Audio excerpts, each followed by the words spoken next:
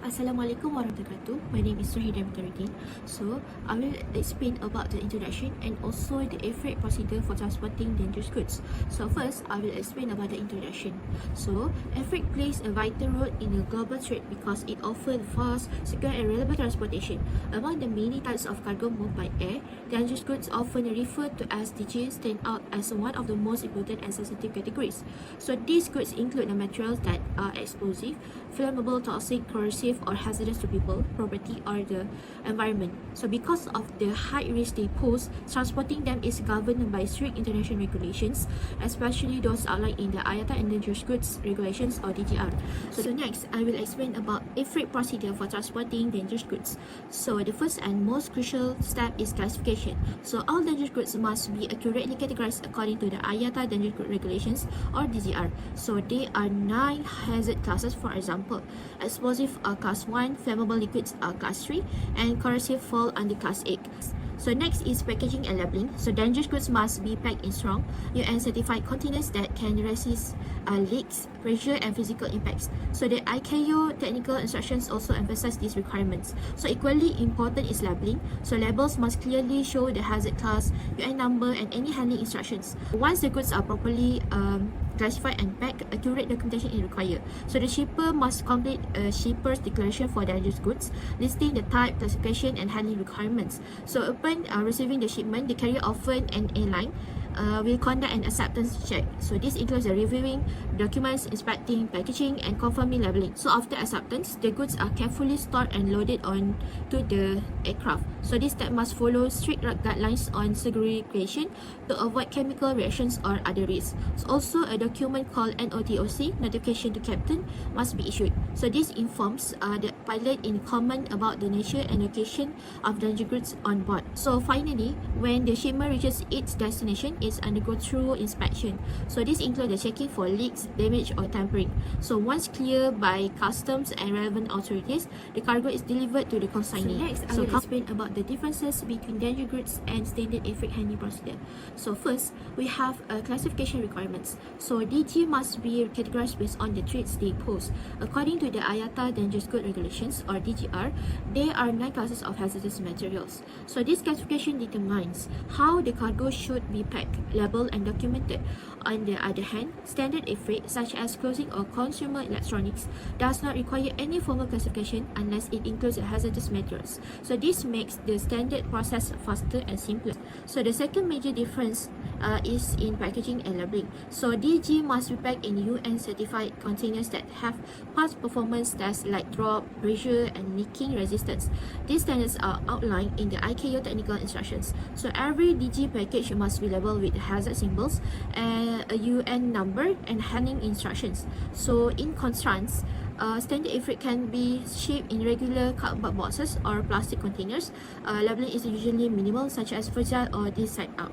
So the third is documentation. So dangerous goods require a shipper declaration for dangerous goods in addition to the standard airway bill. So this declaration confirms compliance with all safety and handling regulations.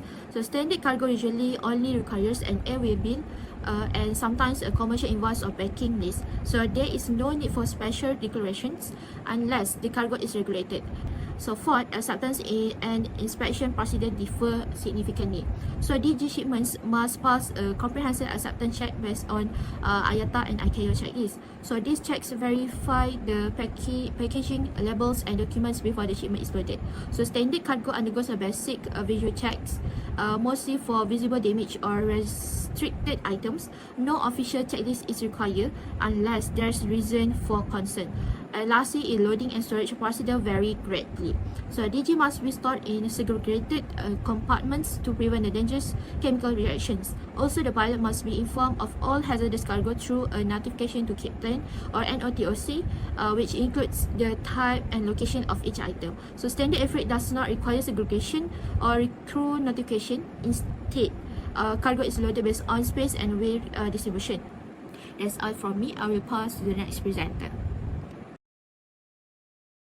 Assalamualaikum, my name is Muhammad Iskandar Mizanuddin and today I'll be presenting on the documentation requirements for transporting dangerous goods by air and highlighting why the accurate documentation is absolutely critical for safety, compliance and efficiency in logistics.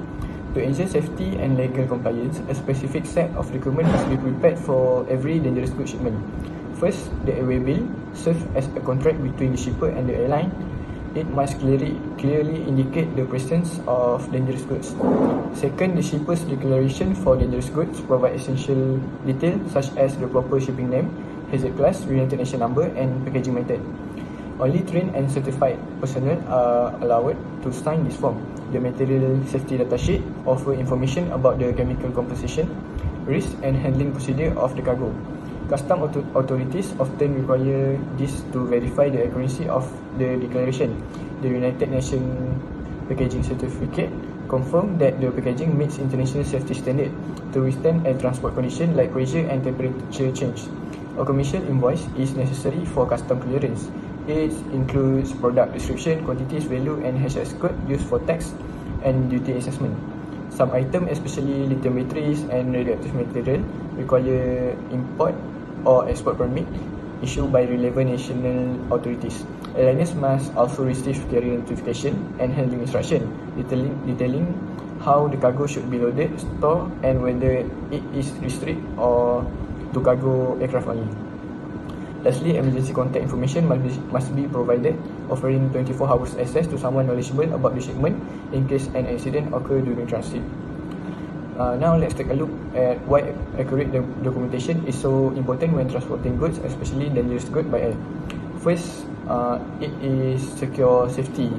There are strict rules for documentation. Any mistake like missing or incorrect form can lead to fines or even safety risks during transportation.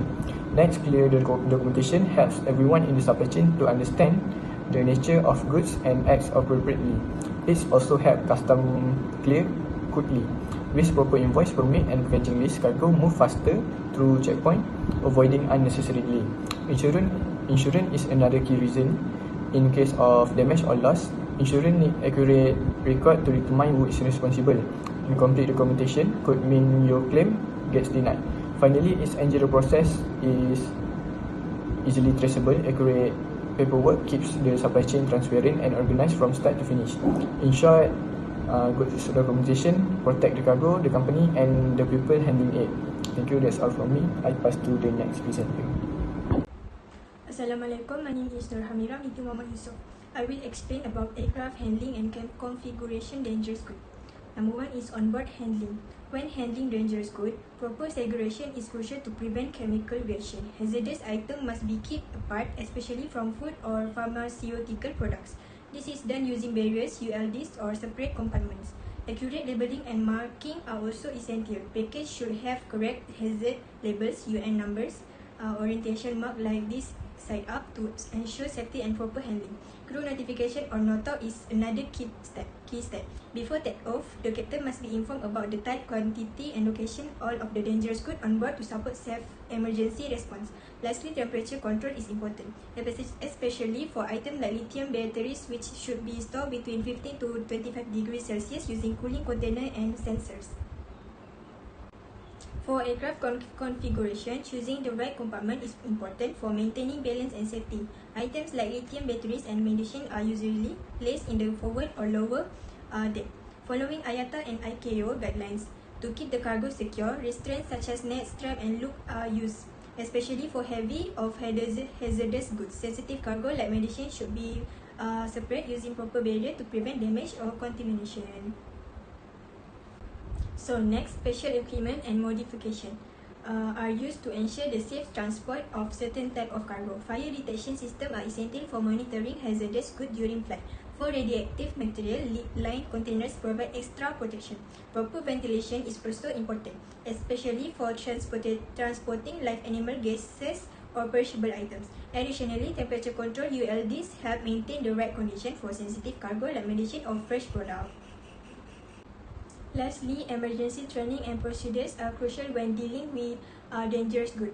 In the event of a chemical spill, staff must act quickly using protective gear, contain the spill, and use absorbent or neutralizer if needed. The area should be restricted and always treated as hazardous.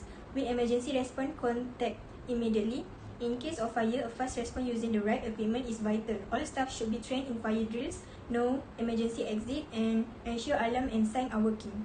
Fire service must be alert without delay. That's all from me. Thank you. Okay, next, I will present about challenges in transporting sensitive cargo. The first one is regulatory compliance and documentations. A main challenge is making certain that global regulations, such as the IATA dangerous goods regulations, are always followed. These regulations determine the way hazardous shipments are categorized, packaged, marked, and described. Leaving the shipper's declaration for dangerous goods incomplete or inaccurate can expose you to violations from authorities, delays in shipping, and more liability dangers. Second is safety and risk of spillage leaking. In an aircraft pressurized, low temperature area, flammable liquids, corrosive chemicals, and radioactive materials are especially risky. IATA's requirements state that the goods should be packaged strongly and be transported in a way that prevents leaks or reactions. Not following the safety rules may result in incidents during flight. Third is coordination and specialized handling. According to IATA, everyone responsible for managing dangerous goods, including shippers, freight forwarders, airline staff, and ground handlers, need relevant training and approval. Misguided coordination or not providing staff with the essential training can result in cargo being improperly kept, confusingly labeled, or unlawfully loaded. Airlines generally insist on receiving pre-approval or doing extra checks before they accept dangerous goods. This shows that having working experts and excellent cooperations is necessary for safe transportation or of hazardous cargo. So that's all from me. Thank you. Hi and Assalamualaikum. My name is Nurul Natasha. So I will explain about sample data costing analysis. So now let's look at the costing and financial breakdown for shipping dangerous goods. It is specifically for lithium ion batteries via international airfreight. For this example, we are using a 50 kilogram shipment. The total estimated cost is around 3,730 ringgit. So the first one is freight charges, which is cost 1,880 ringgit. The largest cost is freight charges.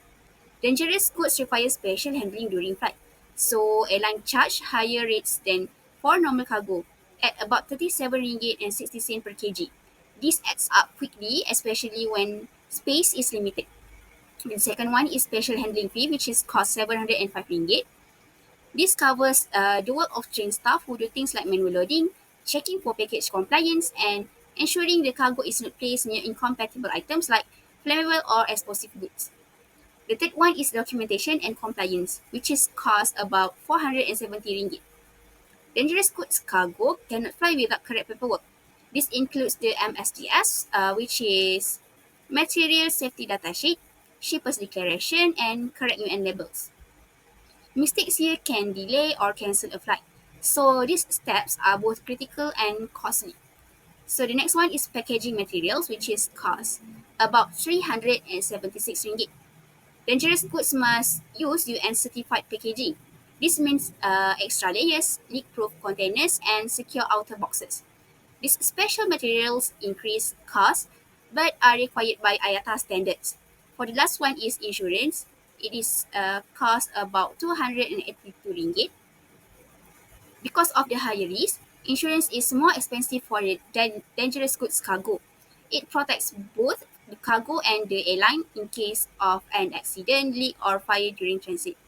So in total, this shipment would cost 3,713 ringgit, and every item in the breakdown ensures safety, legal compliance, and successful delivery. So for the next part, I will pass to the next presenter. In conclusion, when dangerous goods are flown, the process requires special focus on security, control, and smooth coordination. This is because there are dangers like fires, explosion, or chemical exposure to hazardous materials. Everyone involved in supply chain management needs to follow the DGR regulations from IATA, properly document everything, and only work with employees who are trained in handling dangerous goods. Thank you.